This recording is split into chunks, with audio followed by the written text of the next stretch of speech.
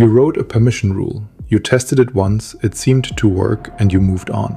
There's a good chance it isn't doing what you think it's doing. Claude Code's permission system has 3 lists. One precedence order that ignores how specific your rule is, and a handful of matching rules where a single space changes the answer. So let's actually test you.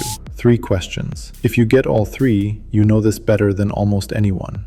Start with the shape. There are 3 lists: allow, ask, and deny. Allow lets Claude use the tool without asking. Ask prompts every time. Deny blocks it outright. You can see all of them and which settings file each one came from by running /permissions. And one thing worth saying early, these rules are enforced by Claude Code, not by the model. Writing never delete files in your claude.md shapes what Claude tries to do. It does not change what Claude Code allows.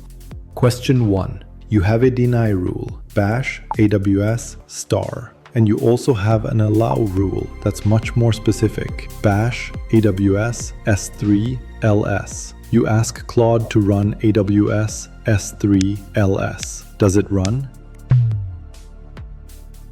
No, it's blocked. Rules are evaluated deny, then ask, then allow, and the first match in that order wins. Specificity does not change the order, which means a deny rule cannot carry allow list exceptions. If you deny bash AWS star, you have denied all of it, and no narrower allow rule underneath will rescue a single command. Same story between ask and allow. A matching ask rule prompts you even when a more specific allow rule also matches. There's a second layer to deny. A bare tool name, just bash, with no brackets, removes the tool from Claude's context entirely. Claude never sees it. A scoped rule like bash rm star leaves the tool available and blocks matching calls when Claude tries them. Same list, very different behavior. Question 2. Your allow rule is bash open bracket ls space star. Does that rule match the command lsof? No. And the reason is 1 character.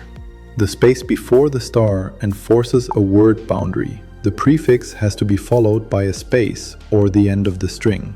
So ls space star matches ls-la, but it does not match lsof.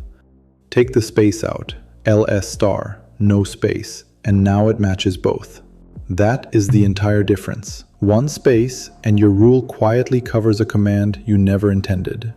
A few more that catch people. Wildcards can appear anywhere in a bash pattern, not just at the end. The :* suffix is the same thing as a trailing space star, but only at the very end of a pattern. Write bash git : space push, and that colon is treated as a literal character. It will never match a git command. And exec wrappers, watch, setside, ionis, flock, always prompt. A prefix rule like bash watch star can't auto-approve them. Same for find with -exec or -delete. A bash find star rule does not cover those forms.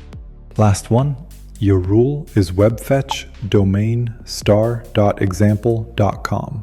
Claude tries to fetch a page on example.com. The bare domain, no subdomain. Does the rule match? No. Star.example.com matches any subdomain at any depth.